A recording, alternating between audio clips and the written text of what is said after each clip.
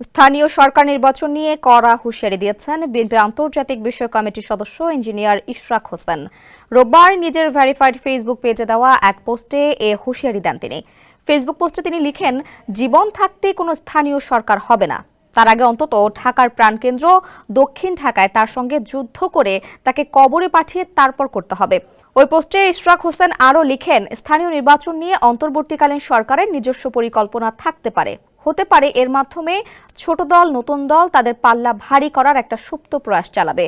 অন্য কোনো পক্ষেরও এজেন্ডা থাকতে পারে, কিন্তু আমার দৃষ্টিতে মার্কাবিহীন এই স্থানীয় সরকার নির্বাচনের মাধ্যমে খুনি হাসিনার অমানুষ জালেম বাহিনীর উত্থান ঘটবে। স্যান্ডেলিনা সো, রূপচর্চায় আভিজাত্য। সেই সংক্রান্ত আলামত ও কিছু আনাগোনা শুনতে পাচ্ছি। আমাদের স্পষ্ট দলীয় সিদ্ধান্ত রয়েছে এই ব্যাপারে। বই পড়তে শেখার আগে ঢাকার রাজনীতি শিখতে শুরু করেছি। জন্ম থেকে এগুলো দেখছি।